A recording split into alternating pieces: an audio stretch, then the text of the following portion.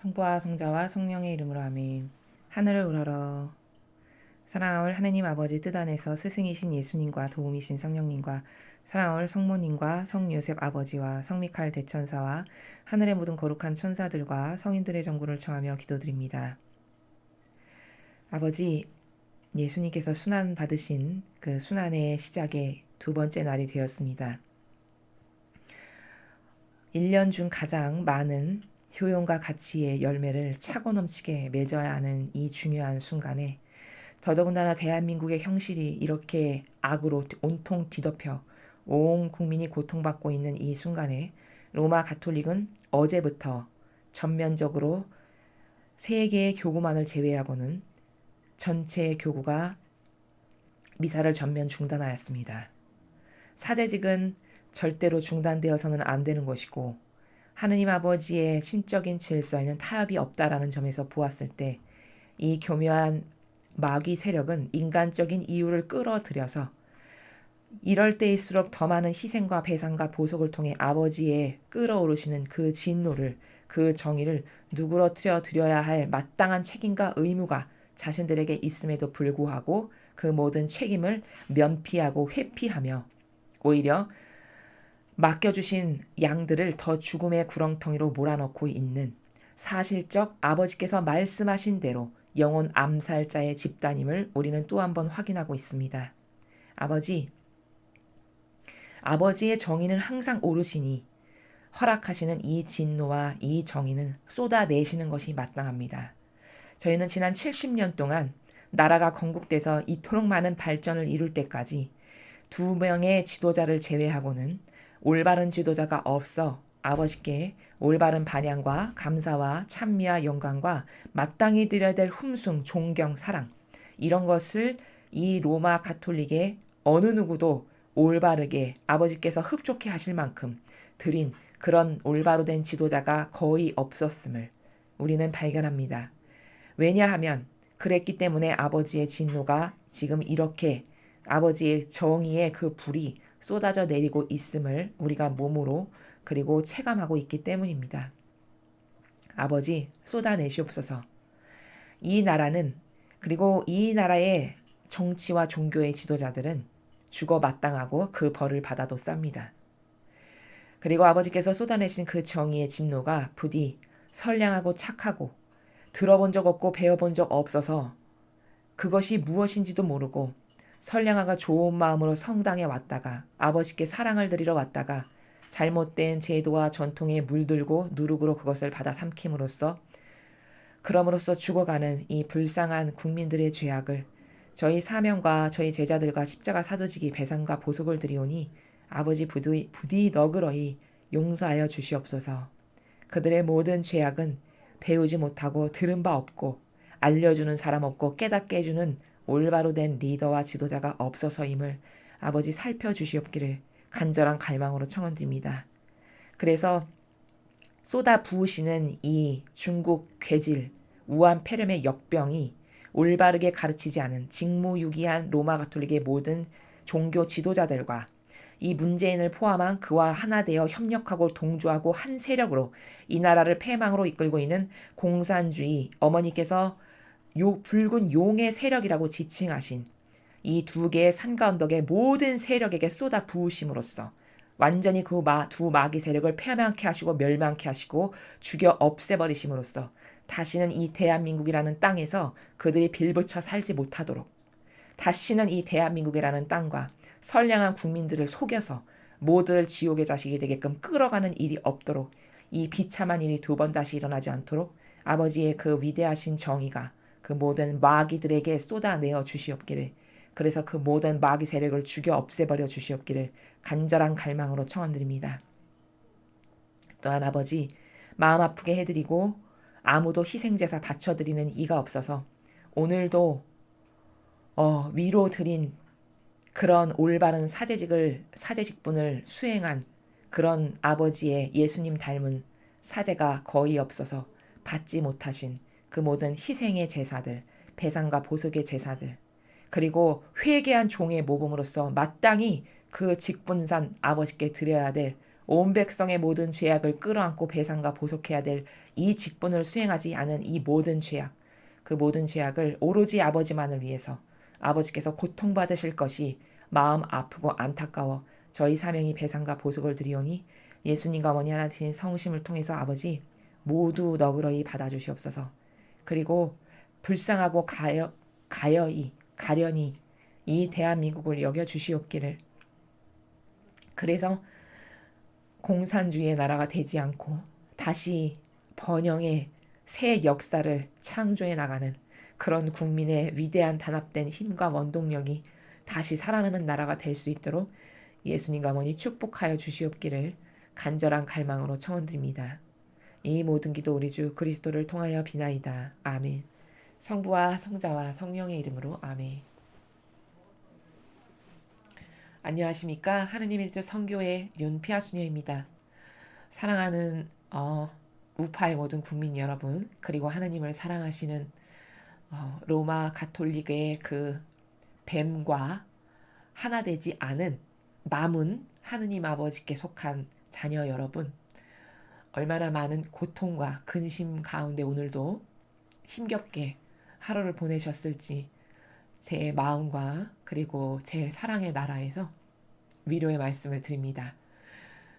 비참해져가는 이 모든 현실이 사실 아버지의 정의께서 이 현실을 허락하신 것이고, 그것은 지난 70년간 우리들이 아버지께서 주신 풍요를 올바르게 감사드리지 못했고 그 사랑에 올바르게 화답드리지 못했던 사실 죄악을 받고 있는 것이므로 우리는 정직한 마음으로 아버지, 저희는 죄를 받아도 이런 벌을 받아도 싼 그런 민족이고 그런 자녀들입니다. 아버지 쏟아내시옵소서. 사실은 이렇게 말하는 것이 영적 나라에선 정직한 것입니다. 그러니 우리는 먼저는 정직한 영혼들이 되어야 합니다. 그럼에도 불구하고 두 번째는 아버지께서 자비하시니 아버지의 그 자비하신 마음에 의탁하기를 정말 배운 적이 없고 들은 적이 없고 수많은 마귀적 사고만을 마귀의 제도와 전통만을 2000년 동안 가르친 로마 가톨릭의 이 사악한 직분과 높은 권한으로서 성도들에게 매일같이 비소를 먹인 이 리더와 이 종교 지도자, 이 정치와 종교가 하나 돼서 이 나라를 패망케 하려는 이 악의 세력에게 이 우한폐렴의 마귀의 저주를, 이 병마귀를 그들에게 쏟아 부어 주시옵기를 또한 여러분 함께 기도하셔서 이 기회에 이 나라에서 모든 마귀는 완전히 처단되고 끌어내려지고 없어져 버리고 그 마귀가 죽어가는 모든 모습을 온 국민이 바라봄으로써 어떤 게 마귀 세력이고 하느님이 진노하셔서 지금 악을 벌하시는구나, 이런 것을 깨달을 수 있는 이 가운데서도 선익을 아버지께서 분명히 이끌어내실 것이거든요. 그런 아버지의 선익을 굳건히 믿고 그 아버지의 성심에 여러분 영혼 자신을 매일같이 갈망하고 의탁드리고 내어드리고 맡겨드리시는 가운데 이 고통의 하루하루를 잘 예수님과 어머니 그 하나 되신 성심 안에서 그 안에서 여러분 이 고통을 하나도 남김없이 아버지께 예수님과 어머니께 다 봉헌 드리십시오. 여러분이 매일같이 어쩔 수 없는 이 좌절스럽고 절망스러운 고통들, 이것을 낭비됨 없이 두 분의 하나 되신 성심 안에서 여러분이 아버지께 고통을 봉헌 드리면 그 고통이 천상의 여러분의 영혼이 살아갈 집에 주렁주렁 매달리는 보석과 보화들이 됩니다. 본질적으로는 또한 여러분께서 모든 고통을 당하실 때 그 고통을 부디 이 나라를 살려주시고 싶으신 마음이 드실 수 있는 그런 고통으로 모두 봉헌 드리십시오. 그러면 아버지께서 이 고통을 받을 시간을 단축시켜 주실 수 있습니다. 천상의 원리는 반드시 공짜는 없고 고통이 봉헌드려진 만큼 탕감받는 것이고 그만큼 용서해 주실 수 있는 정확하고 정직한 나라이기 때문에 우리가 매일 일상생활에서 지금 당하고 있는 이 모든 희생과 고통과 울부짖음을 헛되이 낭비하지 마시고 영적인 나라에서 아버지께 모두 봉헌 드리시면 반드시 그런 효용과 가치가 있으니까 이것을 절대적으로 믿고 이 희망과 그리고 이 절대성 가운데서 매일 용기와 힘을 내시는 여러분들이 되시기를 정말 진심으로 저도 여러분과 함께 한 마음으로 기도드립니다. 모두 힘을 내시기 바랍니다. 자, 그럼 오늘도 아버지께서 우리에게 주신 그 진리의 나라, 그 나라의 학습을 한번 해보도록 하겠습니다.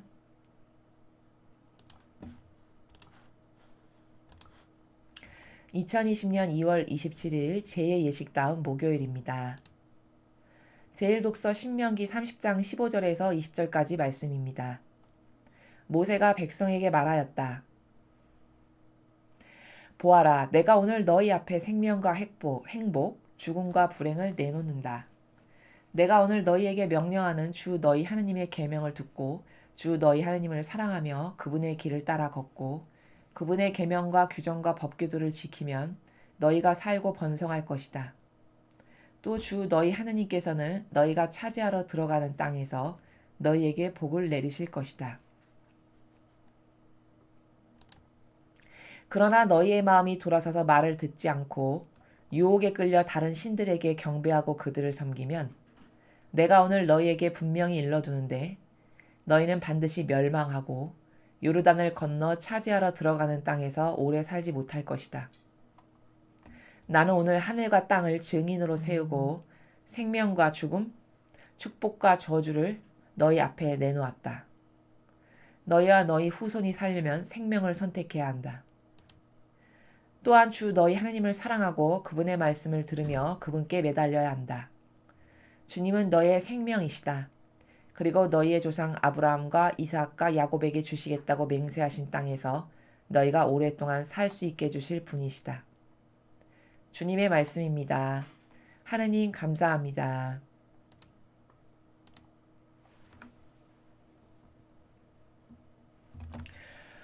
예, 오늘 우리는 일독서에서 지금 신명기의 내용을 보고 있습니다. 모세가 이제 백성에게 따라야 될 그 규칙과 질서를 가르쳐 주고 있는 내용입니다. 하느님 아버지께로부터 십계명을 받았죠. 모세가. 그리고 그 십계명을 근간으로 해서 그것을 기본 질서로 해서 이렇게 아버지께서 너희에게 이것을 따르고 살라고 오늘 계명과 규정과 법규들을 주셨다. 아버지가 주신 질서를 잘 따르면 너희는 아버지의 나라에서 그분이 주시는 풍요를 누리기에 합당해진다. 그렇죠. 당연한 것이죠. 근데 너의 자유의지가 그것을 거부해. 그래서 17절에 이야기하죠. 너희 마음이 돌아서서 말을 듣지 않고 유혹에 끌려 다른 신들에게 경배하고 그들을 섬기면 자,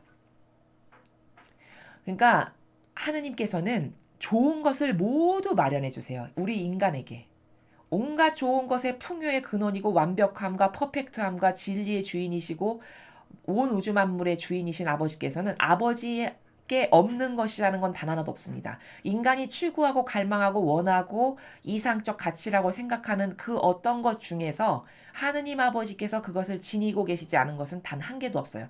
모든 것은 다 하느님 아버지께로부터 파생돼 나온 것이지 그분은 그 모든 것의 주인이시고 근원이시기 때문에 우리가 좋아하는 것, 예를 들어 뭐 아름다움을 좋아한다든가 지식을 좋아한다든가 어떤 이상적 가치 고결함을 좋아한다든가 혹은 고결한 정신을 좋아한다든가 이런 인간이 좋아하고 찾는 온전한 사랑을 좋아한다든가 이런 모든 것들은 다 어디에만 그 온전한 완벽한 것이 있냐? 하느님 아버지께만 오로지 그것이 있다는 거예요.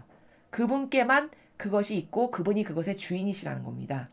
자, 그럼 그 주인이 우리를 만드신 주인이요 아버지신 그분께서 얘야 내가 만들어 놓고 나에게는 온갖 퍼펙트한 모든 것이 다 있는데 인간이 좋아하고 그토록 찾고 열망하는 것들 중에 부족한 것이라고는 단 하나도 없는 모든 것을 다 가지고 있는 내가 온 우주 만물의 주인이요 왕인데 이걸 내가 혼자 가지고 떵떵거리면서 살고 자랑하려고 가지고 있는 게 아니라는 거예요. 하느님께서는 그 모든 것의 주인이시면서 우리를 창조하신 이유가 뭐냐면 부모가 자식을 낳는 이유가 그 자식이 자신이 가지고 있는 것과 함께 공유하면서 거기서 행복을 누리고 기쁨을 누리는 것을 흐뭇한 마음으로 바라보는 바로 이런 기쁨 때문에 자식을 낳는 거잖아요. 마찬가지라는 거죠. 하나님 아버지께서도 인간을 창조하신 이유가 이렇게 내가 가지고 있는 이 모든 것을 나의 자식과 함께 공유하면서 그 기쁨과 아름다움을 나누려고 이러려고 인간을 창조하셨다라는 거예요. 그런데 그 인간에게 다른 피조물에게는 주지 않으신 매우 독특하고 특별한 속성을 주셨는데 그게 바로 자유의지라는 겁니다. 그리고 이성.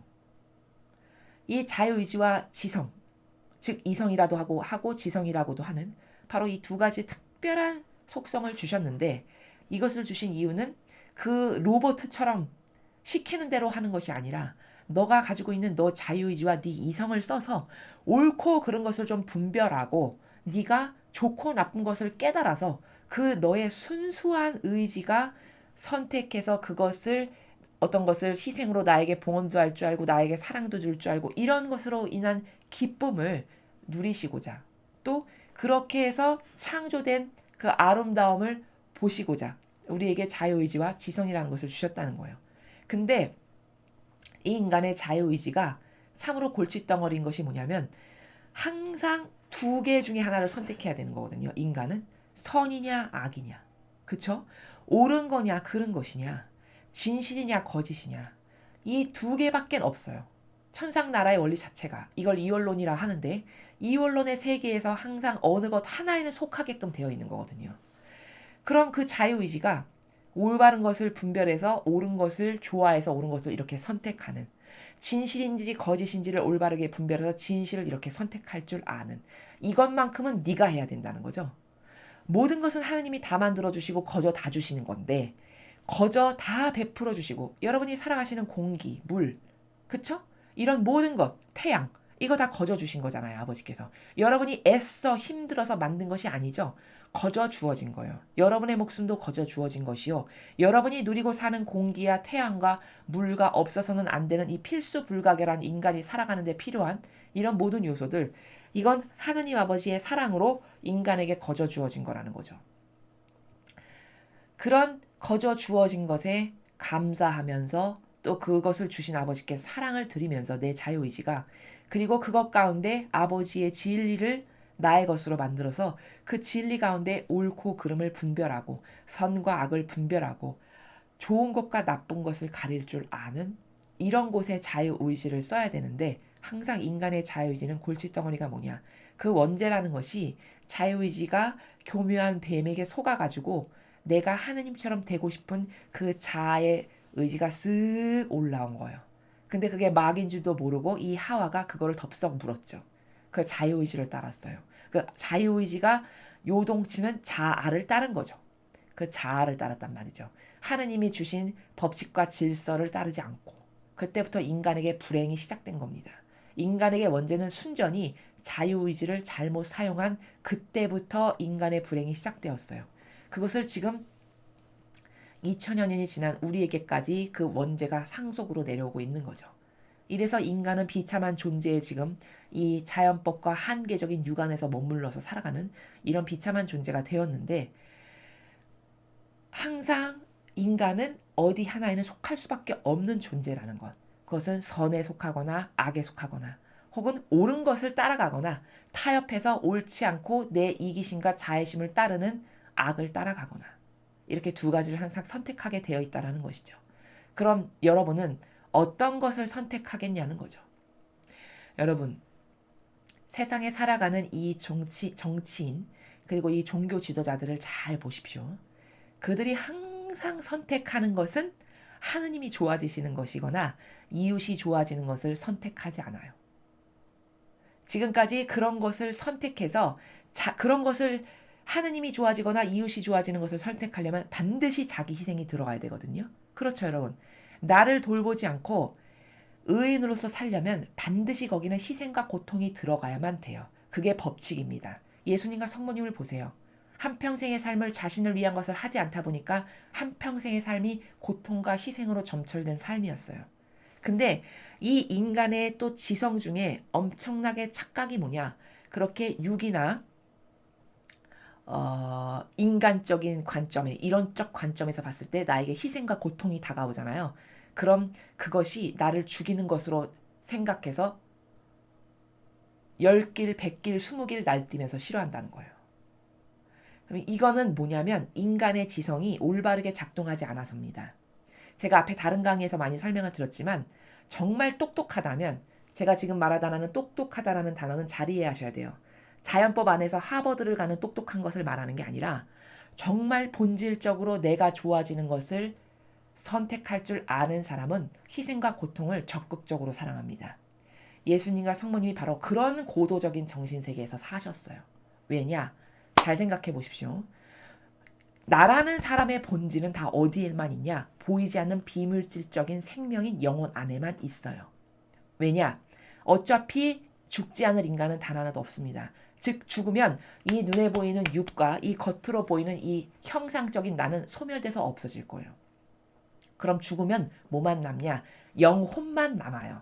본질적 사실적 나인 영혼.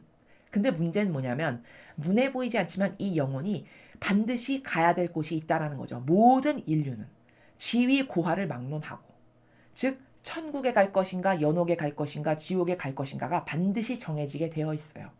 어떻게 확신하냐? 성경에서 예수님께서 마지막 한 입까지 다 갚지 않고서는 절대로 나에게 올 수 없다. 이게 다 뭐냐? 가야 될 곳이 정확하게 있고 마지막 한 입까지 다 갚지 않는다는 얘기는 너가 지은 죄를 완벽하게 배상과 보상과 해결을 해서 그것을 제로로 만들지 않고서는 너는 지옥이나 연옥 가서 반드시 그걸 갚지 않으면 안 된다는 것을 말씀하시는 거예요. 즉 고로 연옥과 지옥과 천국이 가야 할 것이 반드시 존재한다라는 나라를 예수님께서는 성경에서 그렇게 말씀하셨습니다. 그리고 수많은 그 사람들이 천국과 지옥을 다녀가서 그 사실적인 그 나라가 어떻게 생겼고 무슨 체험을 했는지를 적은 그런 책들이 엄청 많아요. 지금 이 마지막 시대에는 사실적 경험의 데이터를 남에게 전하라고 해서 너는 가서 이렇게 사실 지옥이 있고 천국이 있다라는 것을 전해라. 라는 하나님의 그 엄명에 따라서 그곳을 다녀온 순간 이동을 해서 다녀왔던 영혼들이 기술한 책들이 이 세상에 엄청 많습니다. 그럼 그것도 한두 명이 아닌 그 많은 영혼들이 보았다라고 하는 그 나라. 그게 사실적으로 있다라는 이야기죠. 이렇게 우리는 죽어서 갈 곳이 반드시 있어요. 그럼 기껏 해봤자 엄청 많이 산다 해봤자 100년밖에 살지 못하는 이 육을 위해서 난 한평생 살 것인가. 영원히 살 수밖에 없고 그 영원성이 없어지지 않는 그 나라에서 예를 들어 지옥을 간다. 그럼 왜 지옥이 고통스럽냐면 그냥 몇 번, 한 몇 년, 1년, 2년, 3년, 10년? 그렇게 한계성이 있으면 괜찮은데 문제는 뭐냐? 한계성이 없다는 거죠. 이놈의 고통이 한계성이 없고 영원히 지속된다는 거예요. 이게 무서운 거거든요. 그 몇 년? 야, 한 100년? 야, 그럼 한 1000년 하면 될까? 아니, 무한대. 너무 무서운 말이죠. 무한대. 무한대라는 거예요. 그럼 무한대의 나라에서 내가 영원한 행복을 누릴 것인가? 무한대의 나라에서 달달달달달달 볶이는 그런 고통을 언제 끝날지 기약이 없고 한계성이 아예 없는 그 무한대의 고통을 계속 겪을 것인가? 이게 결정된다는 사실이거든요. 그럼 여러분 그토록 똑똑한, 그토록 자기가 좋아지는 것에 혈안이 되는 인간이라면 어디에 힘을 써야 되겠습니까? 이렇게 영원히 내가 가야 될 곳이 정해지는 이 기로의 순간에 내가 무엇을 하는가? 이 현세의 생활이 모조리 다 나의 영원성과 어떻게 직관되는가, 직결되는가에 온통 관심사항이 쏟아져야 되는 게 정상이거든요. 이게 정상적인 사고방식이에요. 왜? 죽어서는 내 영혼을 위해서 할 수 있는 것이 아무것도 없으니까. 이미 끝났어요. 기회가 더 이상 존재치 않아요. 오로지 기회는 목숨이 붙어있는 자연법 안에서 이 지상에서 살아가고 있는 이 순간에만 내 영혼을 위해서 열매 맺을 수 있는 희생과 배상과 보석을 할 수 있는 유일한 시간이에요. 그렇기 때문에 그토록 똑똑하다라고 인간이 자부하잖아요. 만물의 영장이라고 그토록 잘난 척을 하고 살잖아요. 교만과 자만 가운데. 근데 진짜 똑똑하냐? 헛똑똑이라는 거죠. 이 계산기에 엄청난 오류가 지금 작동하고 있는 중인 거거든요. 아니 수능 시험을 보는 학생조차도 12년간은 죽었습니다 하고 맹렬히 공부해서 내가 하버드를 가야지. 어떤 이런 목표성이 있고 데스티네이션이 있잖아요. 똑똑한 학생은. 그래서 희생으로 고통으로 그것을 꿋꿋이 이겨내죠. 그렇죠? 그럼 여러분 그렇게 해서 하버드를 갔다고 칩시다. 그렇다고 해서 그 하버드에 간 그 진실이 이 지상에서는 그에게 영광이 될 수 있을지 모르겠으나 천상의 나라에 가서 내 영혼 즉 예수님과 어머니와 밀접하게 관련된 그 연관성의 나라에서의 내 영혼과는 아무 소용이 없습니다. 아무 상관이 없어요. 물론 그 공부마저도 내 인성이 예수님과 어머니와 완전히 용해돼서 두 분의 신성 가운데에서 했다. 그럼 연관성이 있겠죠. 그것조차도.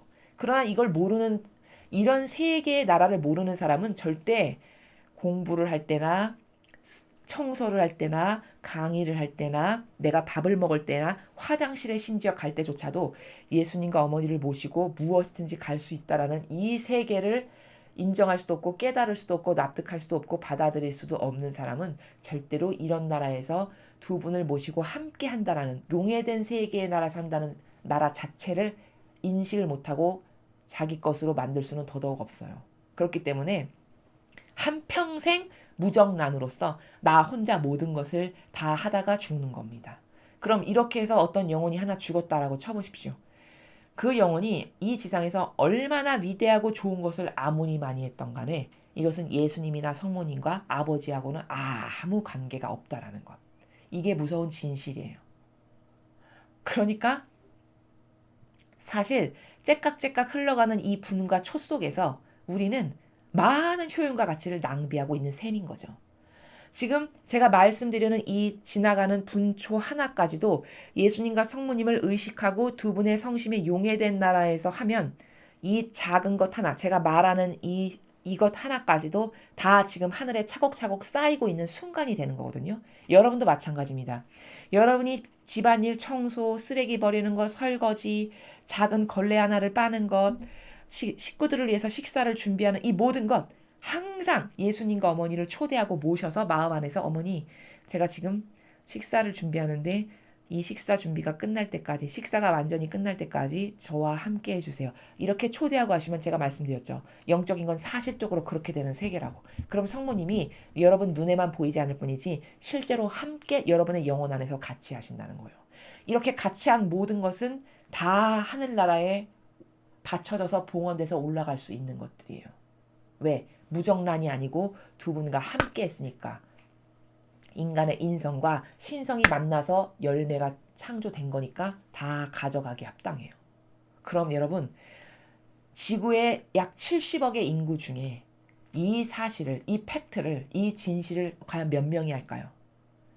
이 진실을 70억 인구가 안다면 러시아어를 잃어서 이것을 할 거예요. 똑똑한 사람이라면.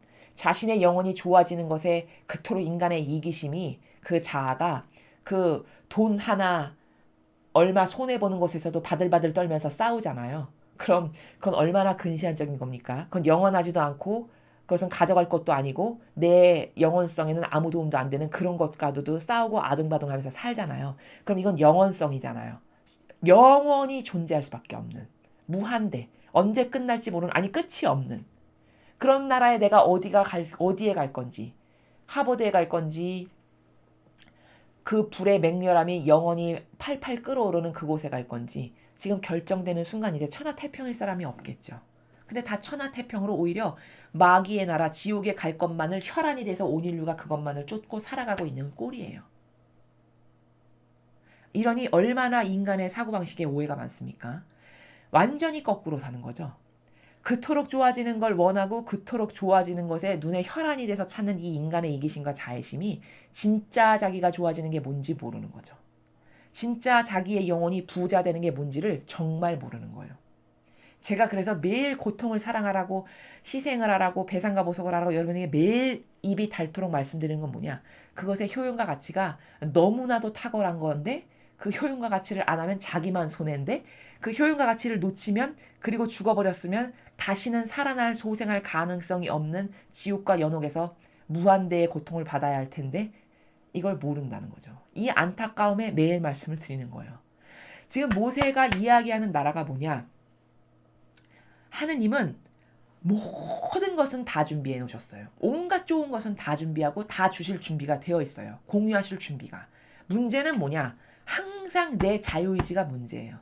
이 인간의 자유의지라는 게 여기 말씀하시잖아요. 축복과 저주를 내놓는다. 생명과 죽음을 내놓는다. 내가 모든 좋은 것을 너에게 줄 준비가 다 되어 있어. 근데 그거를 강제 주입식으로 네 입에 떠먹여가지고 목구멍까지 집어넣게 하지는 않아. 최소 네가 내가 이것을 너에게 이렇게 숟가락에 퍼서 너에게 주면 네가 오물오물 씹어서 삼켜서 넘겨서 소화시키는 그것만큼의 희생과 그것만큼의 결단력과 그것만큼의 네 자유의지가 무엇을 결정을 하기는 해야 돼. 이 나라예요. 그 정도의 희생과 그 정도의 노력은 해야 된다는 거죠. 너의 자유의지가 알아서 선택을 해서. 근데 17절에 보면 항상 이 인간의 자유의지가 뭐냐면 얼마나 변덕스럽습니까? 이스라엘 백성을 보세요. 저게 이스라엘 백성만의 문제가 아니라는 거예요.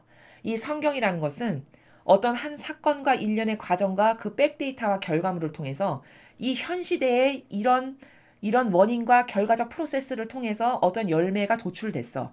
그러면 어떤 답이 도출됐어. 그럼 이 인풋과 아웃풋을 통해서 도출된 답을 통해서 이 현 시대를 살아가고 있는 지금 2000년 후에 우리의 모습이 과연 2000년 전에 있었던 이 공식 있죠. 프로세스. 인풋과 아웃풋이 이러면 이런 열매밖에 맺을 수가 없는 게 공식이고 답인 거거든요. 제가 말씀드렸잖아요. 성경은 수학이고 과학이라고. 그럼 이 공식의 룰이 바뀌진 않아요. 그런 법은 없어요. 아버지 나라에. 그럼 뭐냐? 인풋과 아웃풋을 2000년 전에 이렇게 인풋 넣고 그래서 아웃풋이 이렇게 돼서 얘들아 결과가 이랬어. 망했어.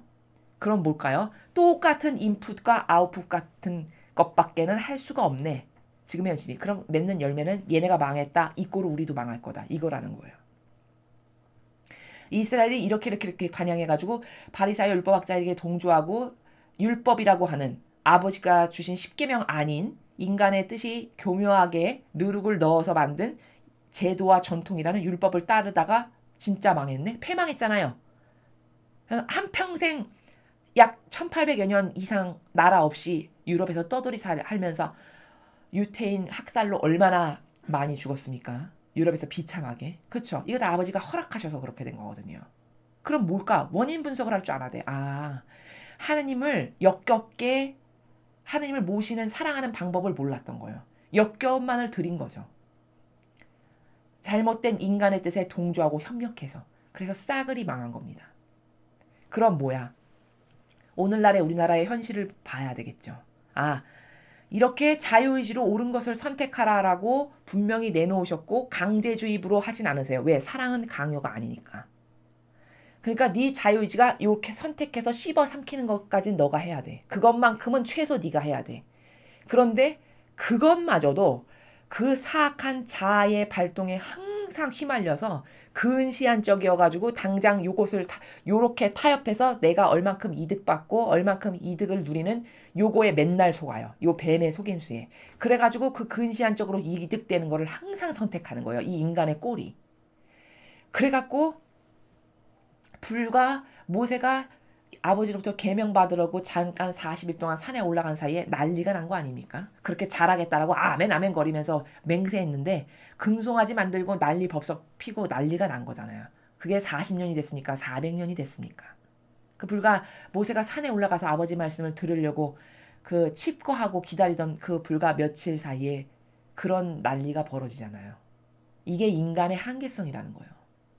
인간의 나약함이 그 인간의 고질적 자아라고 하는 것이 항상 근시안적인 이기심을 따라요. 근시안적인 자애심을 따르고 근시안적인 내 기호, 내 정서 있죠. 내가 좋아하는 거, 내 선, 내가 생각했을 때 맞다라고 생각하는 거, 진리도 아닌데 이런 것을 항상 선택한다는 거예요. 항상 그것이 옳다라고 잡는다는 거죠. 이래서 망한다는 거예요, 영원히. 오늘 그것을 모세가 백성들에게 펼쳐놓는 거예요. 이것과 이게 있는데 네 자유의지가 축복을 선택하면 너에겐 영원한 생명이 보장될 거고 네가 저주를 선택하면 너는 영원한 패망밖에 없다. 이것은 네 자유의지가 선택하는 거다. 어떤 걸 선택할래? 이걸 지금 제시하는 거잖아요. 백성들에게. 그쵸? 근데 네가 만약에 아버지가 주시는 축복을 선택을 해. 그리고 그것에 한결같이 그것에 순종해. 그럼 넌 영원히 살 거다. 근데 만약에 네 자유의지가 충동질하는 것을 너가 선택을 해. 늘 근시안적인 네 이기심을 꺾지 못해서 네 자아를 죽여버리지 못해서 네 자아를 꺾지 못하고 근시안적인 이기심과 자애심을 버리지 못해서 너가 그걸 선택해. 그럼 너에겐 패망밖에 없다. 이게 답이라는 거예요. 이 두 개의 세력밖에 없다. 선과 악, 진실과 거짓. 그죠? 옳은 것, 그른 것. 이 두 가지 밖에는 없어요. 가운데는 없어요. 이게 아버지의 법칙이라는 거예요. 근데 항상 인간의 자유의지가 근시안적 소경이어서 당장 내 먹고 사는 것, 내 이기심, 요거 채우는 것을 이득이라고 생각해요. 완전히 계산기가 고장난 거죠. 그러니까 먼 그림에 포커스를 맞춰서 더 원리적이고 더 고결한 나라에서 내 영혼이 어떻게 하면 하느님께 올바른 반향을 해서 그분과 하나 될까? 그분과 용해될까? 용해되면 될수록 누가 좋아지는 거죠? 내 영혼이 좋아지고 내가 이득되는 거죠. 왜? 용해된 자에게는 아버지가 공유하실 거니까. 아버지가 가진 모든 것을 공유해서 그분의 나라에서 함께 누리면서 살 수 있어요. 이거 진짜 부자가 되는 건 바로 이런 거거든요. 그럼 이렇게 되려면 어떻게 해야 될까? 내 걸 안 따라야지. 내 자아를 따르지 않아야죠. 첫 번째 1차적 조건이 1학년 1학기가 내 거를 주장하지 않는 거예요. 내 자아를 따르지 않는 거. 내가 옳다라고 생각하는 걸 들이밀지 않는 거예요. 아니 여러분 생각해 보십시오. 아니 어떤 사람이 여러분을 사랑한다라고 하는데 사랑해요 이렇게 말을 하는데 항상 자기 거를 들이밀어. 사랑한다면 여러분하고 하나 되려면 어떻게 해야 되죠? 여러분 걸 따라야 되겠죠. 여러분을 진짜 사랑한다면. 그쵸? 그게 입증되는 사실적 팩트고 증거잖아요. 근데 사랑한다고 입으로 말은 하는데 맨날 내 걸 들고 와. 내 걸 내밀어. 이렇게 하자고. 이걸 따르자고. 요걸 이렇게 하자고. 그리고 여러분의 의견은 항상 배제시켜. 안 따라. 무시해. 그럼 이게 사랑한다라는 것이 입증이 되는 겁니까? 아니면 놀리는 겁니까? 놀리는 거죠. 놀리고 모욕과 역겨움만을 주는 바로 이 짓을 로마 가톨릭이 지금 2000년 동안 한 거예요. 입으로는 하느님을 사랑합시다. 하느님을 마치 사랑하는 자인 것처럼 온갖 코스프레는 다 해. 착한 척, 선한 척. 그죠? 그럼 진짜 사랑에서 맺은 열매는 어떤 게 열매죠? 내 뜻을 안 따르고 내 의지를 죽여버리고 이 인간의 뜻이 교묘하게 만든 제도와 전통 이런 걸 만들질 않았겠죠. 하느님의 것만을 따르려고 어떻게든지 아버지가 주신 계명, 아버지가 주신 신적 질서, 그 원대한 완벽한 퍼펙트한 그 나라의 정신세계 이것만을 따르려고 노력하겠죠. 그런데 이미 폐기 처분한 지 오래고 그걸 따르려는 의지를 이 교회에선 볼 수가 없죠. 여러분 항상 뭐만을 여러분에게 성도들에게 따르라고 강요하죠. 그들이 만든 제도와 전통과 행사 이것만을 따르라고 강요합니다. 이게 뭐냐? 하느님을 사랑하지 않는 집단이라는 게 이렇게 입증되는 거예요. 거짓말이라는 거죠. 겉으로만 착한 척하는 바리새인 율법학자와 똑같은 집단인 거죠. 똑같은 마귀 세력. 오히려 그 세력보다 더 사악하죠. 왜? 바리새인 율법학자는 어제 복음처럼 차라리 순수하기라도 했어요. 모퉁이에 딱 서서 기도해. 그건 왜 그럴까? 칭찬받고 싶고 나는 기도 열심히 하는 사람이라고 남에게 인정받고 싶은 거야. 그 모퉁이에 딱 서서 기도하면 어떻게 될까요? 이쪽 벽면에서 있는 사람, 이쪽 벽면에 있는 사람 나 다 보이죠? 내가 만약에 이쪽 벽에 서서 기도해. 그럼 이쪽 벽면에 있는 사람은 안 보이잖아요. 나를 못 보잖아. 기도하는 걸. 그러니까 모퉁이 딱 서서 기도해야지. 이쪽 사람도 보고 이쪽 사람도 보이게. 요게 위선자적 작태라는 거거든요. 기도를 하지만 그 피상과 형상에 지나지 않는 거고 사실 본질의 속마음은 남에게 나는 하느님을 사랑하는 것처럼 보이는 요런 칭찬과 칭송을 받는 게 목적이라는 거예요. 그 마음속 의지가. 이래서 겉과 속이 다른 위선자라고 말씀하신 거거든요. 자, 그럼 그래도 피상적이지만 기도는 했잖아요. 그들은. 그럼 피상적이나마 그렇게 열심히 때에 맞춰서 시간경 바치고 이런 기도라도 하냐고요. 지금 사순식인데 오히려 폐지했잖아요. 미사를. 인간적 이유 붙여서. 그런 인간적 이유는요. 여러분 여러 번 말씀드리지만 무덤에 가서 물어보십시오. 거기 왜 죽었습니까? 라고 물어봤을 때 이유 안 될 사람 단 한 명도 없습니다. 이게 인간적 이유라는 마귀적 나라예요. 근데 다시 한번 말씀드리지만 진리는 타협하지 않는 나라예요. 이 로마 가톨릭이 왜 마귀적 세력이라는 게 여러 군데서 제가 아마 밤새서 종이에 써서 한 1000개는 쓸 수 있을 것 같아요. 왜 마귀적 세력인가를 입증하라고 하면. 그 마귀적 속성을 다 낱낱이 이야기할 수 있는데 그런 많은 것 중에 또 하나가 뭐냐면 이렇게 겉과 속이 다른 그 표양만 아주 기가 막혀요. 그 표양에 있어서 착하고 유려하고 선한 척을 하는 데는 달인이에요. 근데 그렇게 해가지고 아주 고통과 희생의 열매를 맺는 것이 과연 있는가? 없어요. 고통과 희생의 열매를 맺었다면은 지금쯤 이 성도들이 성경을 모르는 사람이 단 하나도 없어야 돼요. 그쵸? 열심히 가르쳤을 테니까. 본질의 나라를 여러분이 모르셔서 신적 활동이 뭔지 난생 처음 들어보는 사람이 하나도 없었어야 돼요. 무려 2000년이 됐잖아요. 예수님 다녀가신 지. 근데 여러분 하나도 모르시죠? 신적 활동, 신적 나라 이런 거 모르시잖아요. 본질이 뭔지, 진리가 뭔지, 예수님이 말씀하시는 이 세계가 과연 뭔지 이런 것에 대해서 완전히 무지해요. 문외한이에요. 그리고 어느 정도로 막이냐? 오히려 경계를 허물고요. 교묘하고 유연석성을 더 가르쳐요. 더 막이 되라고. 그러니까 이런 거 가르치는 거예요. 성경은 보는 사람에 따라서 다 다른 거예요. 다 사람마다 마음에 와닿는 구절이 다른 거지. 사람이 다 다른데. 요렇게 가르쳐요. 그럼 여러분 그 말은 뭐죠? 진리는 시시각각 때때로 막 변해야 된다는 말이잖아요. 그쵸? 근데 진리는 그렇지 않다라고 예수님께서 분명히 말씀하셨어요. 성경에서. 그리고 이 시대에 주시는 마지막 시대에 주시는 메시지에서도 하느님께서는 분명히 내 진리는 영원 불변의 나라다 이렇게 말씀하십니다. 그럼 이건 뭐야? 하느님의 법칙을 마구 허무는 거네. 하느님은 분명히 영원 불변의 나라라고 말씀하셨는데 보는 사람마다 막 다 다르다고 같이 가르치고 심지어 그토록 중요한 계시록과 요한계시록과 다니엘서를 묵시문학이라고 가르칩니다. 여러분. 묵시문학. 여러분 문학이라는 건 뭐죠? 문학이라는 것은 소설의 나라란 얘기예요. 지어낸 이야기. 여러분 하느님이 주시는 진리를 지어낸 이야기라고 감히 말하는 이게 마귀가 아니고 뭡니까? 아니 문학적 관점으로 보라고 가르치거든요. 사실 통신교리에 가서 배우면 문학적 관점, 묵시문학 이렇게 가르친다고요. 요한계시록을. 그럼 이 계시록이라는 것은 이 마지막 시대에 어떤 일이 벌어질지를 미리 다 예언하여서 말씀하신 책이거든요. 그럼 뭐야? 이거는 불변의 법칙과 그 어떤 것보다도 완벽한 질서를 다 기술하신 책이거든요. 반드시 일어나고야 말.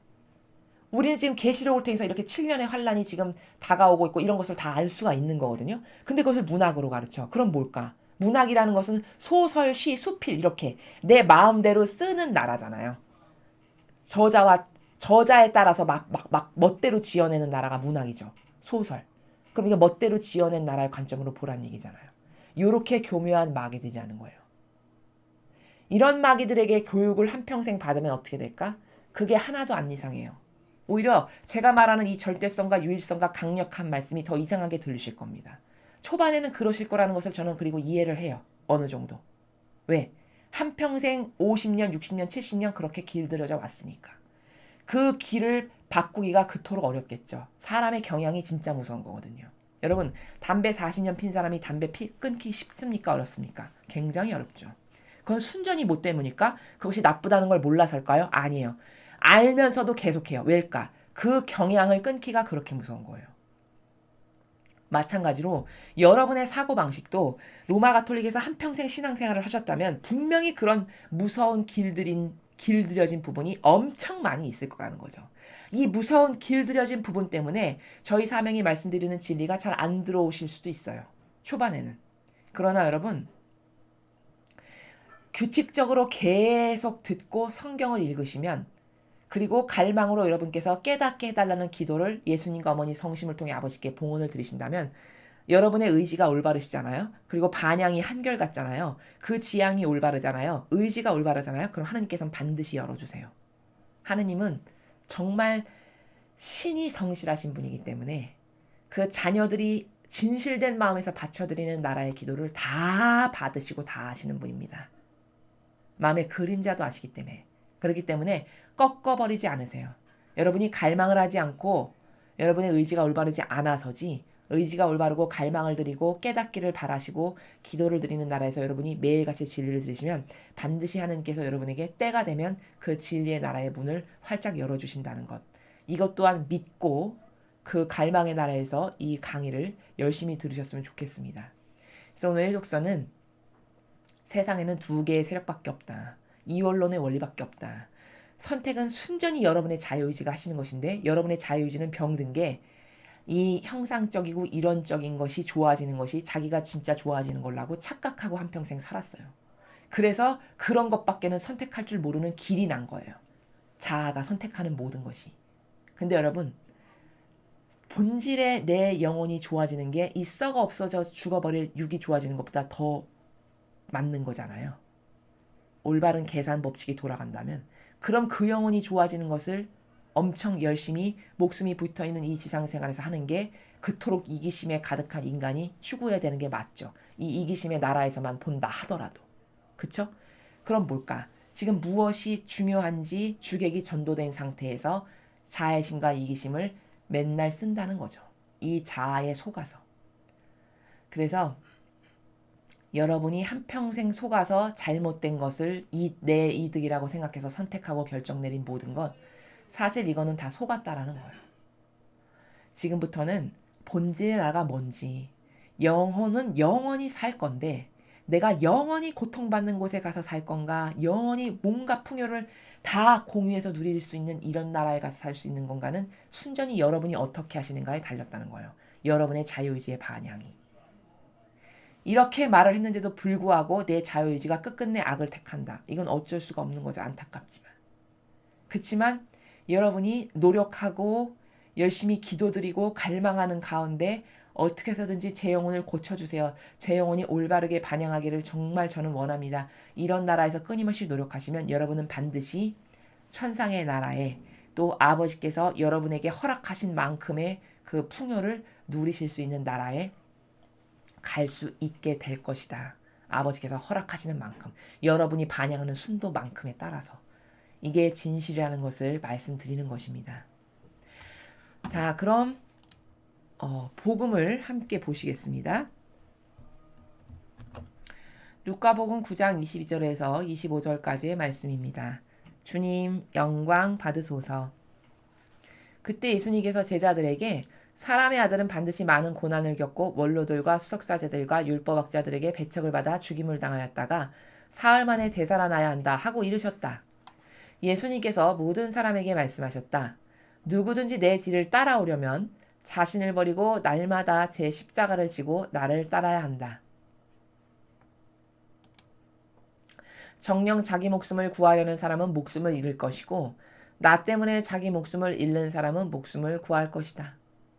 사람이 온 세상을 얻고도 자기 자신을 잃거나 해치게 되면 무슨 소용이 있느냐. 주님의 말씀입니다.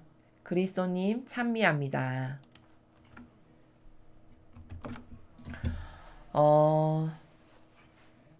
사실 오늘 일독서와 복음의 나라는 연관선상에 있는 나라입니다. 원리적으로 봤을 때. 그러니까 예수님이 말씀하시는 나라는 제가 말씀드렸죠. 항상 어디서 말씀하신다? 본질의 나라에서, 영적인 나라에서, 원리적 나라에서 말씀하신다. 이걸 항상 마음과 사고방식 안에 새기셔야 돼요. 그래야 복음을 읽으실 때 무슨 말인지 여러분이 이해하실 수가 있습니다. 자, 이것을 이론적으로 이해하면 전혀 이해가 안 가는 나라예요. 아니, 목숨을 잃어버렸는데 어떻게 산다는 것이며, 그쵸? 여기 뒤에 보시면 자기 목숨을 구하려는 사람은 목숨을 잃을 것이며 나 때문에 자기 목숨을 잃는 사람은 그 목숨을 구할 것이다. 거꾸로 말씀하시잖아요. 그쵸? 아니 죽었는데 이미 목숨을 잃었는데 어떻게 목숨을 구한다는 거야. 이 수준밖에 안 돼요. 저 유치원생 국민학생 수준밖에 안 되는 거죠. 이건 다 뭐냐? 본질의 나라에서 영혼이 주인인 나라에서 말씀하신다라는 사실이에요. 그럼 앞에서 제가 지금 많은 예시를 들어서 설명드렸죠. 일독서에서. 주인은 뭐냐? 영혼이라는 거예요. 본질적 가치는 뭐냐? 영혼이라는 거예요. 영혼이 어떤 의미적 열매를 한평생 맺고 살 것인가? 이게 답이에요. 이게 답. 이게 관점이고 이게 원리라는 거예요.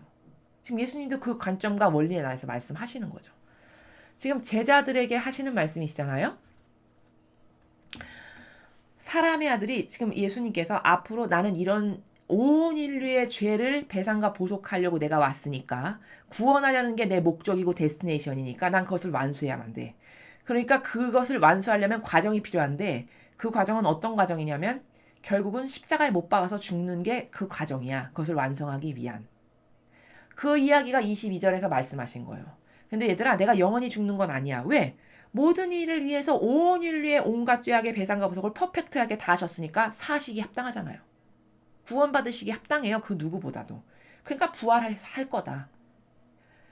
과정은 이렇고 얘들아 과정은 고통과 희생과 십자가고 핍박과 모욕이고 치욕인데 결국 맺을 열매는 뭐냐? 승리야. 승리. 왜?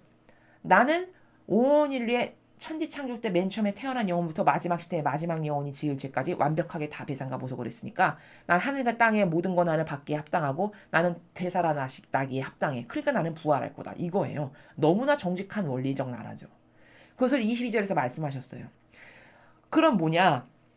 얘들아, 내 인생이 이럴 거야. 내 사명이라는 것은, 내가 사명을 완수하는 길이라는 것은 이런 고통과 희생과 핍박과 모욕을 사랑과 영예로 받으면서 결국엔 승리의 열매를 맺는 내 사명을 수행하는 과정의 한평생의 삶이라는 것은 바로 이런 프로세스인데, 너희도 나를 따르겠다라고 온 사람들이잖니. 그러니까 너희도 이런 나랑 똑같은 프로세스적 과정을 거쳐야 돼. 이 말이죠. 그 23절의 말이 바로 그 말이에요. 얘들아, 나를 따르겠다고 왔잖니? 스승님, 저를 제자로 받아주십시오.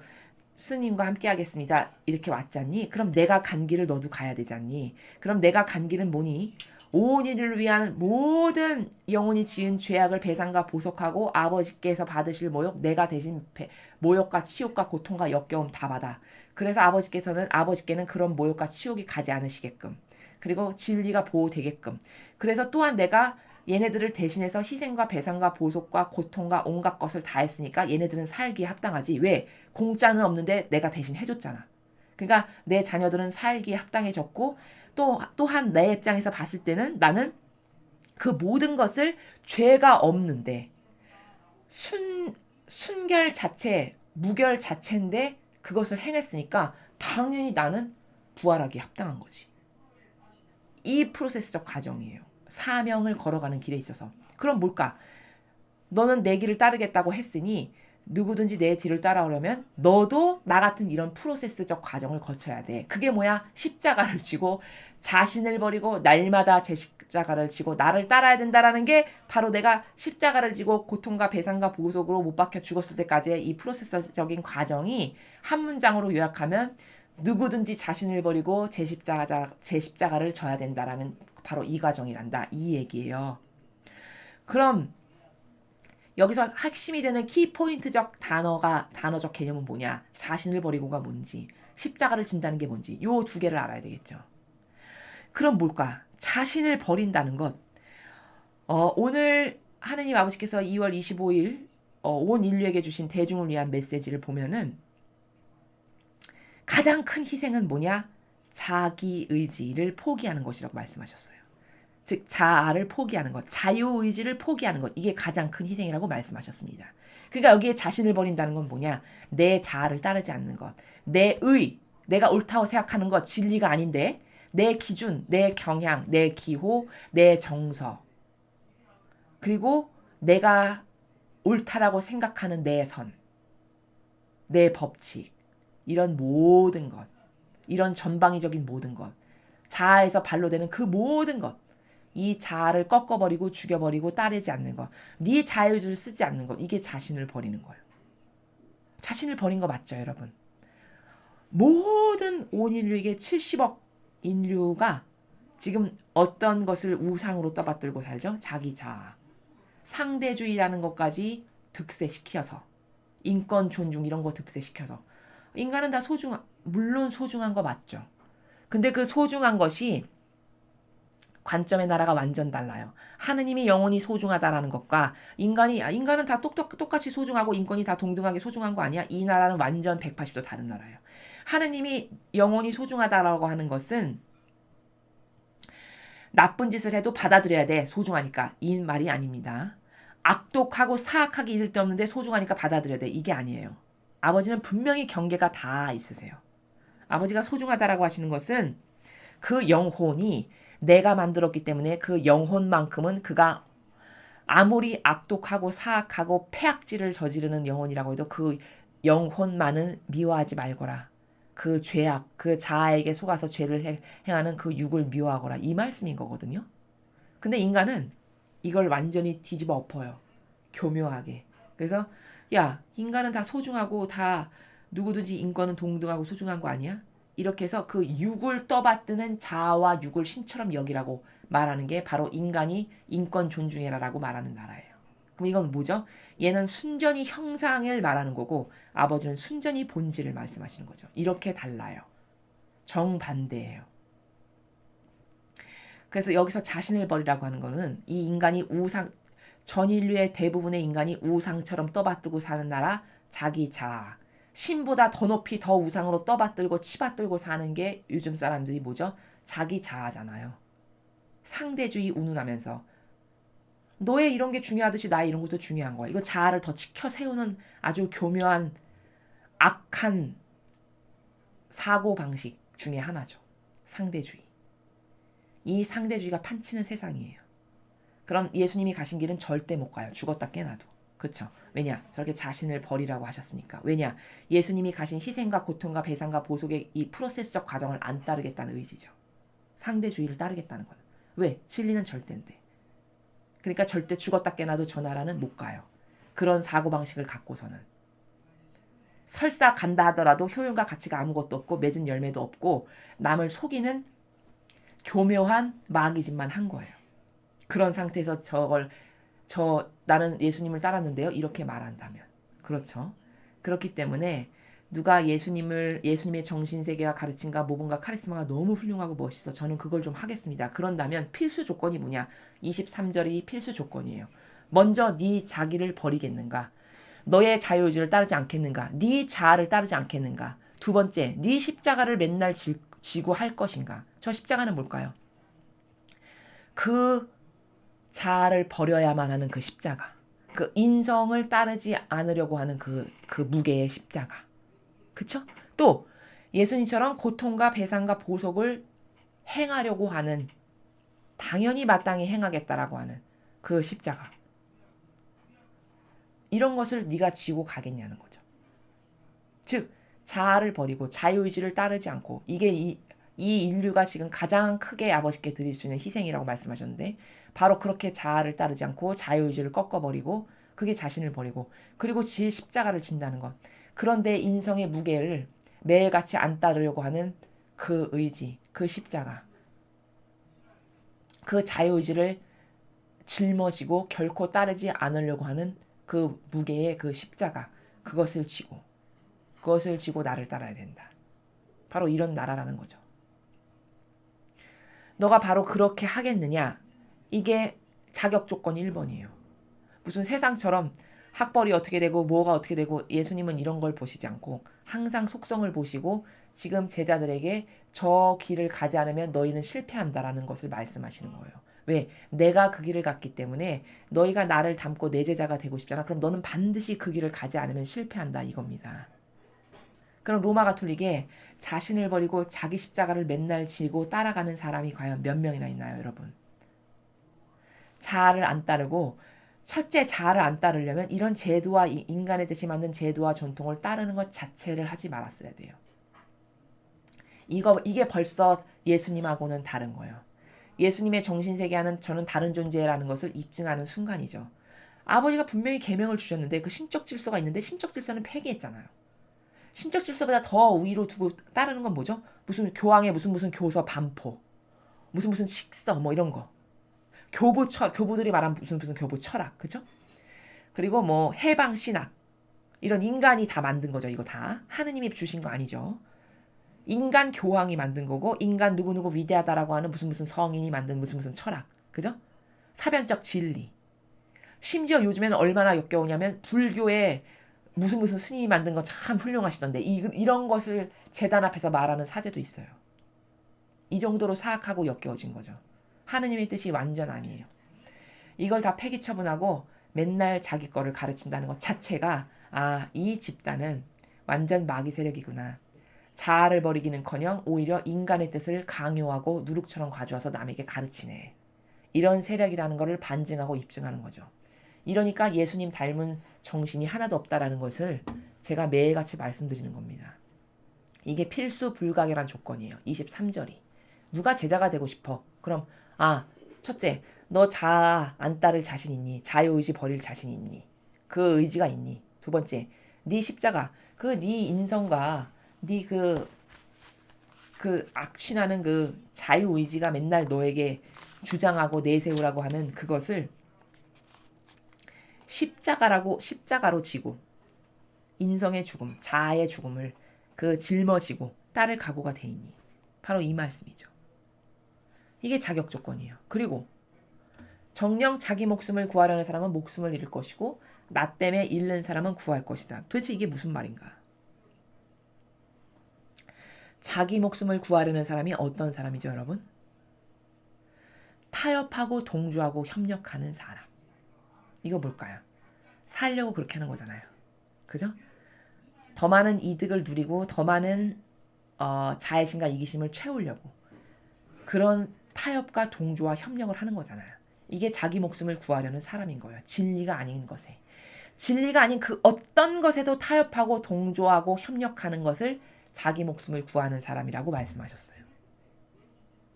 그렇죠? 근데 그렇게 하는 사람은 죽을 거래요. 그럼 뭘까? 그렇게 네가 진리가 아니고 아버지의 뜻이 아닌 그 경계와 질서를 무너뜨리고 무그러뜨리고 으그러뜨리는 짓만 하고 맨날 타협과 동조와 협력만 해. 진리가 아닌 것에. 그럼 넌 죽는다. 목숨을 잃을 것이다. 이건 뭘까? 네 영혼은 지옥 간다는 거예요. 영혼은 패망한다. 근데 만약에 네가 나 때문에 네 목숨을 잃었어. 뭘까? 모욕과 박해와 핍박이 오는 게 지극히 당연해. 그런데도 이 진리의 기준에 봤을 때 이게 아니야. 그래서 아닙니다. 이건 진리와 신적 질서로 봤을 때 아버지 뜻에서 봤을 때 이러하기 때문에 아닙니다. 잘못됐습니다라고 네가 네 목숨을 죽거나 말거나 상관도 없이 아닌 것을 아니어라고 항상 해. 그럼 너는 살 것이다 이 말이죠. 그럼 살 것이다 뭐지? 네 영혼은 그런 희생과 의인으로 살았으니까 그 공로가 인정돼서 천당 간다 이거예요. 너무 공정하잖아요. 그쵸? 희생과 고통을 당했으니까 그것도 나 때문이 아니라 진리 때문에 옳은 것에 아버지의 뜻에 희생과 고통을 자원했으니까 아니라고 함으로써 모든 이에게 손가락질 받고 모든 이에게 핍박받았어. 그것 때문에 고통받았어. 그러니까 어떻게 될까? 의인이잖아요. 이거는 남을 위한 희생, 진리를 지키기 위한 희생을 했으니까. 그러니까 넌 살기에 합당하단다. 너는 천국행. 이렇게 된다는 거죠. 정말 공정하죠. 그러니까 사람이 온 세상을 얻고도 자기 자신을 잃거나 해치게 되면 무슨 소용이 있니? 25절의 말이 참 진짜 걸작이세요. 예, 네가 그렇게 인간 세상에서 네 육이 좋아지는 거, 부자 되는 거, 직함과 권한이 높아지는 거, 대통령 되는 거, 총리 되는 거, 국회의원 되는 거 이를테면 그런 어떤 너에게 이득되는 것에 헌텅 혈안이 돼가지고 그냥 네가 결국은 그것을 취하고 얻었어. 결국은 대통령이 됐고 불합리한 방법으로 네가 추기경이 되고 교황이 되고 주교가 되고 사제가 됐어.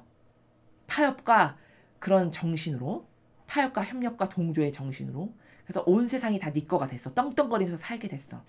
근데 얘야 네가 그렇게 해서 네가 원하는 것을 가졌어. 근데 네 영혼이 패망해서 지옥 가잖니? 그럼 그게 다 무슨 소용이니? 네 육은 어차피 영원히 살 게 아닌데 이 말씀이죠. 정말 정확한 말씀이세요. 그렇죠. 근데 인간의 계산기는 고장나서 항상 이거를 거꾸로 취해요. 거꾸로. 제가 일독서에서 말씀드렸잖아요. 계산기가 고장났다고. 진짜 고장난 게 맞아요. 계산기가 고장나가지고 이게 중요한데 이 중요한 것은 폐기 처분했어.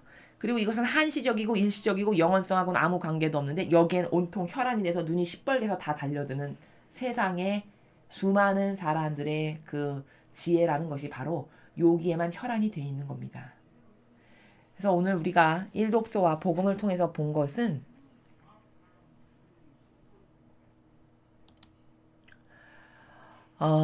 참 인간의 그 자유의지라는 게요, 여러분. 참 잘 쓰면 진짜 좋은 건데 잘못 쓰잖아요.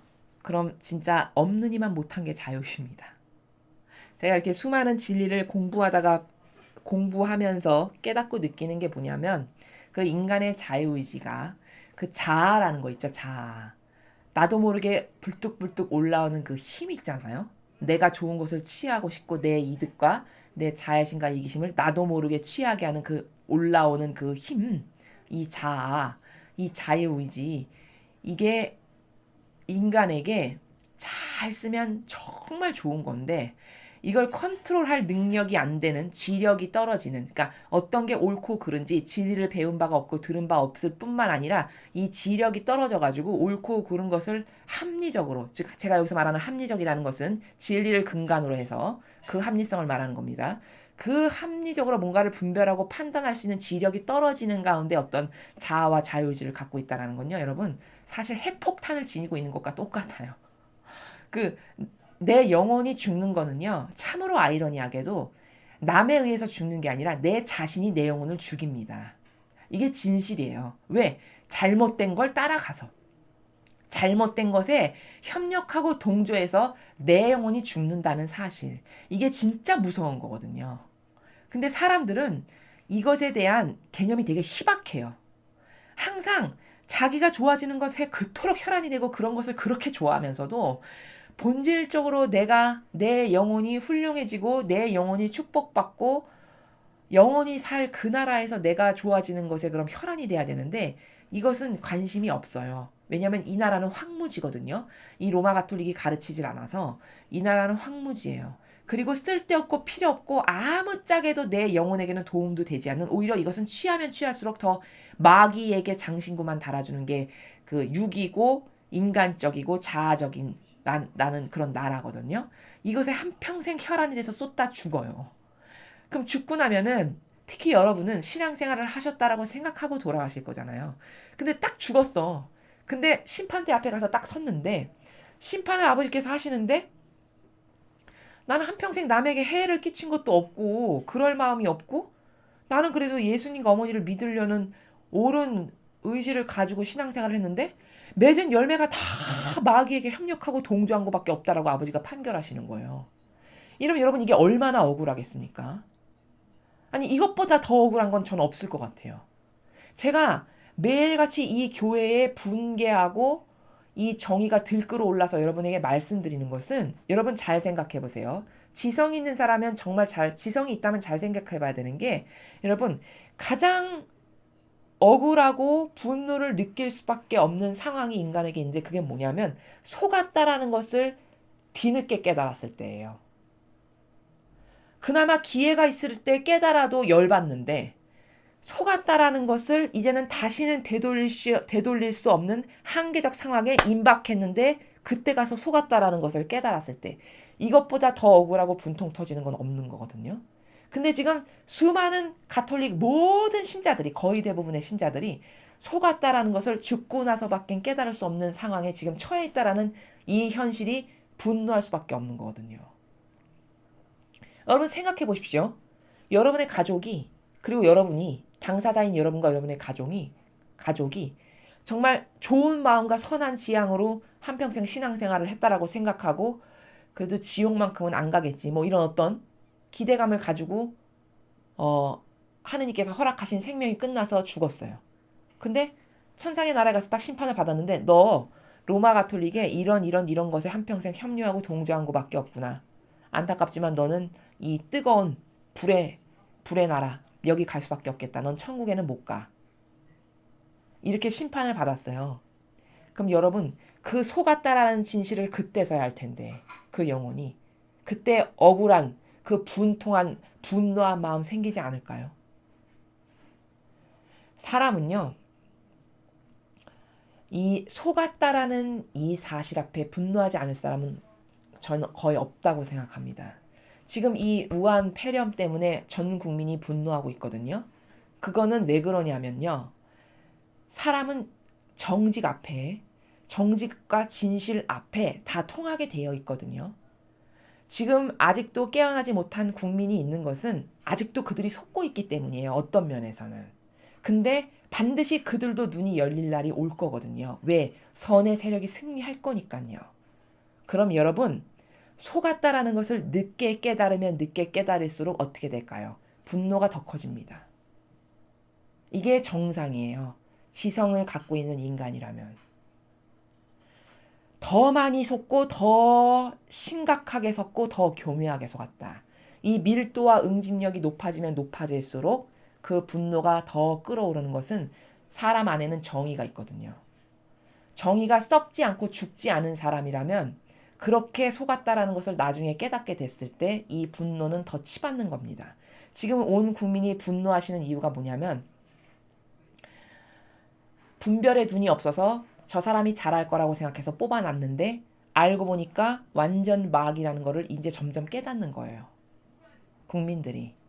이제서야 눈이 열리시는 거예요. 이제서야 알게 되는 거죠. 진실을. 진실을 이렇게 늦게 아는 게 저는 너무 안타깝지만 어쩔 수 없는 것이 뭐냐. 로마 가톨릭이 하도 유려하고 교묘한 마귀를 온 사방 천지에 다 뿌려놔가지고 이 신자들의 사고방식이 병든 것은 물론이거니와 이 정치 세력도 그것을 전수했어요. 그 방법을.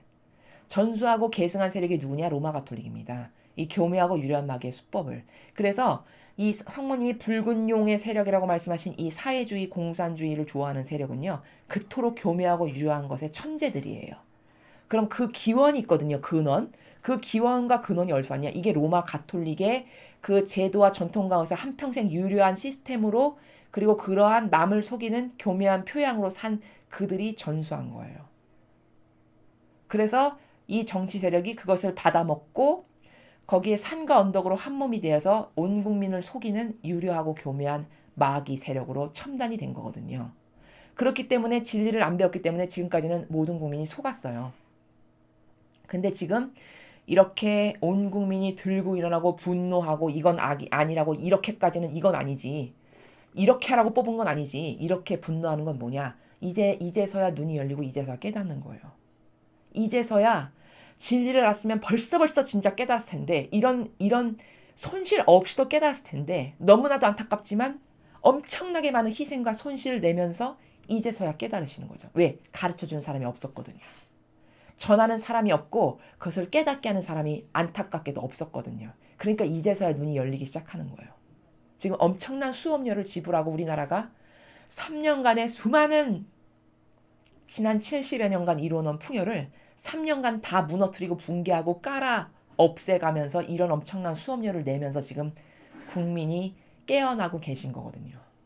저는 이것이 정말 이런 손실이 없기를 너무너무 바라고 갈망했는데 참 안타깝지만 그래서 제 남은 바람은 오히려 지금 남은 시간이라도 더 단축시켜서 더 빨리 깨어나기를 바라는 거거든요. 그러니까 여러분이 이런 지향으로 기도를 하실 줄 알아야 돼요. 더 시간을 단축시켜가지고 예를 들어 1년 걸릴 거 1개월 안에 다 깨닫고 일어나서 아닌 것을 아니다라고 말할 수 있는 이런 올바른 정의가 살아나야 된다. 우리나라의 국민의 근성과 속성이 다시 살아나야 된다라는 겁니다. 그래서 여러분께서도 물론 늦었지만 지나간 것을 다시 되돌릴 수 있는 사람은 없습니다. 그런 것을 생각하시기보다는 지금이라도 올바르게 깨닫고 올바르게 반영하고 이 절체절명의 중요한 사순 시기에 지금 아무도 배상과 보석을 안 하거든요. 특히 미사까지 안 하기 때문에 그럼 아버지께서 더 진노의 불을 쏟아 부으실 수밖에 없어요. 그게 법칙이에요. 이건 하느님의 잘못이거나 하느님을 원망하셔서는 안 됩니다. 이거는 2000년 동안 참으셨으면 많이 참으신 거예요. 오히려 아버지께서는 사랑하시니까 이 징계를 통해서 깨닫고 일어나라, 정신 차려라라고 허락하시는 부분도 있으시거든요. 우리는 하나님 아버지의 위대하고 원대하신 그 알파의 오메가의 다스림의 법칙을 다 알 수 없기 때문에 감히 그분이 허락하시는 것에 대해서 왈가왈부할 그런 존재 자체가 안 됩니다. 그렇기 때문에 허락하신 이것을 통해서 깨닫게 하시는 바가 필요하고 아버지는 분명히 이것 안에서도 선을 창출하실 수 있는 위대한 분이시기 때문에 그저 맡겨드리고 봉헌드리고 의탁드리고 하루라도 1시간이라도 더 빨리 1초라도 더 당겨서 전 국민의 사고방식과 마음과 영혼 안에 기승하고 있는 이 마귀를 어서 빨리 완전히 깨달아서 성령의 불로 활활 태워서 없애버려 주십사라는 기도를 여러분 적극적으로 하십시오. 적극적으로. 한 번 할 거 10번, 100번, 1000번 하세요. 화살 기도로. 그렇게 하면 그 십시일반으로 모아진 기도의 힘이 파워풀해져서 3년 걸릴 거 1년 걸리게 해주시고 1년 걸릴 거 1개월 걸리게 해주실 수 있으니까 우리는 그런 노력을 이런 영적인 본질 세계에서의 노력을 여러분도 저도 그렇게 열심히 해야 된다라는 이게 우리의 주어진 의무고 책무라는 것을 여러분에게 말씀드립니다.